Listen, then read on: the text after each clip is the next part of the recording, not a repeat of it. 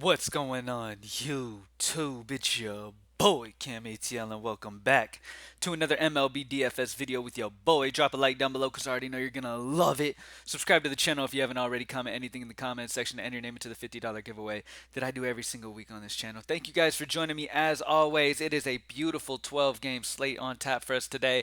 There are so many different ways you can go today, so I am here to kind of hone in on the best options and the best way to start the day out so far and what I'm liking so far to kind of get you on a good start. As always, greenlightdfs.com to join the squad for the optimal lines for DFS. Also get access to the member exclusive tools that can help you with player prop choices. And you also have this optimizer that I'm on right now, available to all Greenlight members, where you are able to see my personal projections for players and be able to build yourself and stuff, and try to build lineups and stuff yourself, as well as have the optimals that'll be posted 30 minutes before the slate starts. All right, let's get straight into the video for today, baby. Let's get it. So, starting off at pitching for the day today, there's a couple spots that really stick out to me, and that's going to start off with Blake Snell. Hold on, did I switched over to FanDuel? Okay, Blake Snell and Alex Cobb are the two guys that really stick out to me today.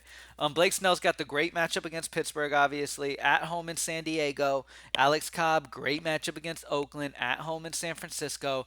Both pitcher-friendly ballparks, both facing offenses that have their moments, sure, but most of the time are not going to produce too much.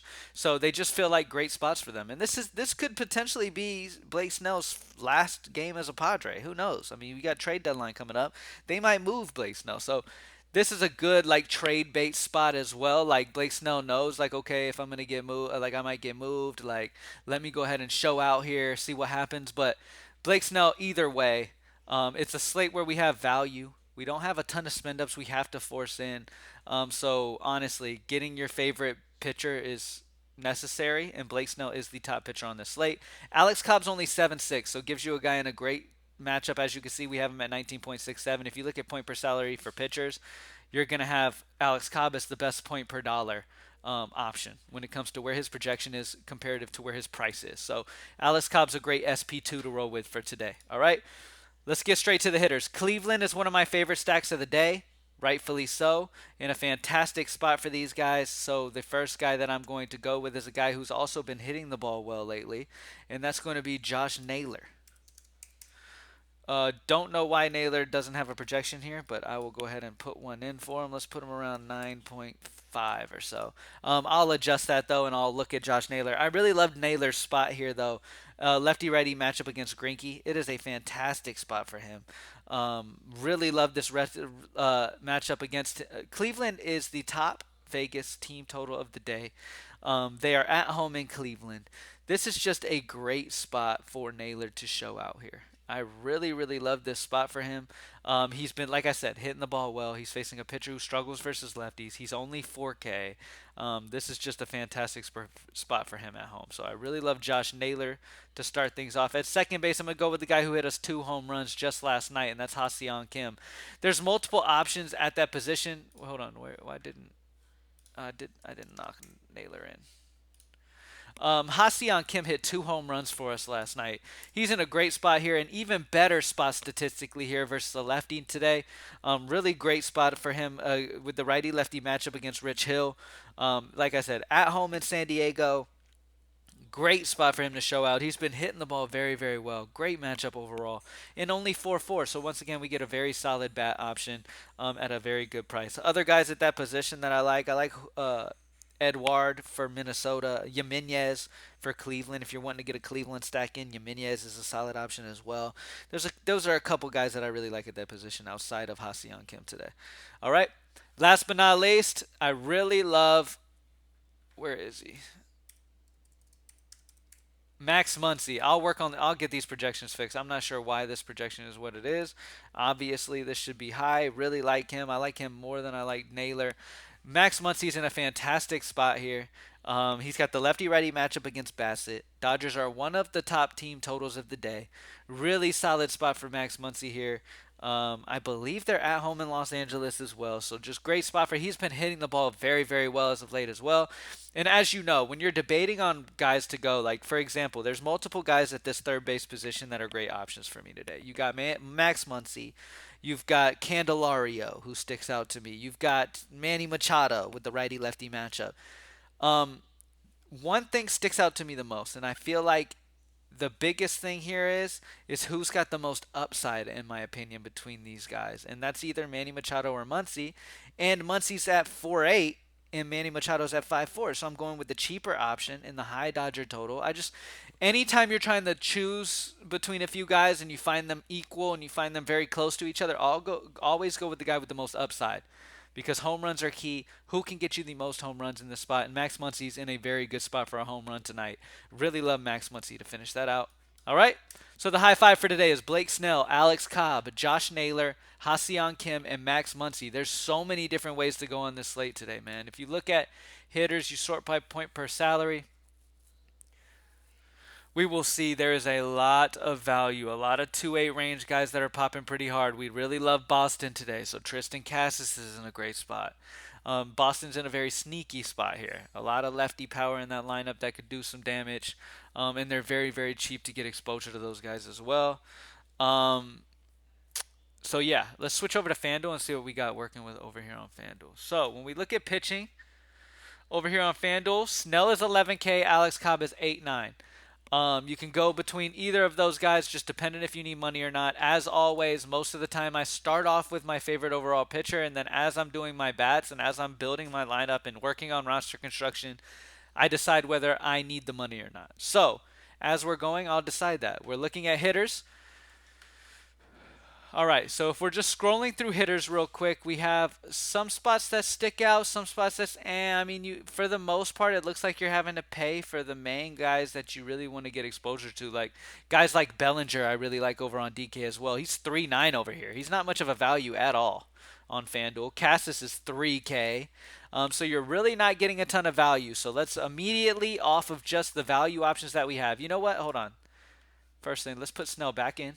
Let's look at hitters and let's sort point per salary to get a real good grasp on value. All right. Seiya Suzuki is in a very good spot at 2.7. He's value that looks good to me. At third base, Ryan McMahon. Ryan McMahon's got the lefty-righty split against Williams. He's a solid option at 2.9. He's a guy that you can go with, but it's not like, oh my God, that's an amazing option. So Giancarlo Stanton against Verlander, though. I'm not loving the matchup against Verlander. So overall, yeah, I mean, sorting point per salary doesn't help me much. So that means I'm going to go back up to pitcher. I'm going to drop pitcher down to Alex Cobb because we know when it comes to point per salary, Alex Cobb is a great option at 8.9. And then we're going to just go overall bats. So I am going to stick with Suzuki as one of my favorite bats of the day. At only 2.7, that just feels a little low to me. And then when we're looking at overall bats to put in here, let's see. Bobby Witt at 3.1 is very interesting. George Springer at 3.1.